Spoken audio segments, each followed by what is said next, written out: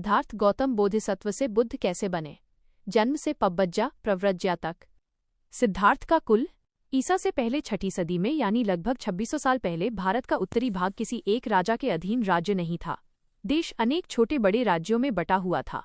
इनमें से जिन राज्यों पर एक राजा का अधिकार था उन्हें जनपद कहा जाता था।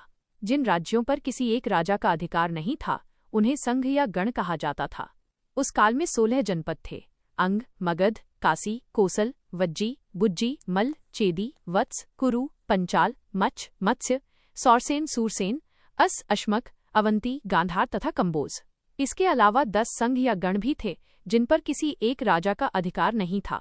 वे थे कपिलवस्तु के शाक्य, पावा तथा कुसीनारा के मल्ल, वैशाली के लिच्छवी, मिथिला के विदेह, रामगाम के कोलिय, अल्लकप के बुली, केसपुत के कालाम, रेसपुत के कलिंग, पिपलिवन के मौर्य तथा भर्ग जिनकी राजधानी सुनसुमारगिरी थी।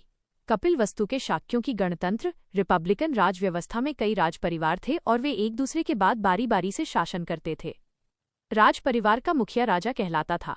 सिद्धार्थ गौतम के जन्म के समय राजा बनने की बारी उनके पिता शुद्धोदन की थी। शाक्य राज्य एक स्वतंत्र राज्य था, लेकिन बाद में कोसल के राजा ने इसे अपने अधीन कर कोसल राज्य में शामिल कर लिया।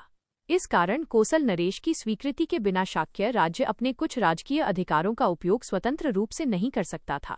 कोसल राज्य हिमालय की तलहटी में, आज जहां भारत और नेपाल की सीमा मिलती है, वहां से दक्षिण में गंगा नदी और पश्चिम में कान्यकुब्ज कन्नौज तक फैला हुआ था। उस समय राज्यों में कोसल एक समृद्ध व शक्तिशाली राज्य था। मगध भी ऐसा ही राज्य था। शाक्य वंश के राजा शुद्धोदन थे। इस राज्य के दक्षिण में कोसल, पूर्व में कोलिय तथा दक्षिण पूर्व में मगध राज्य था। मगध वर्तमान भारत के बिहार राज्य के राजगृह के चारों ओर फैला हुआ था। सिद्धार्थ गौतम के समय में मगध राज्य के शासक बिंबिसार और कोसल राज्य के शासक प्रसेनजित थे। दोनों बहनोई भी थे। सिद्धार्थ के पूर्वज शाक्य राज्य की राजधानी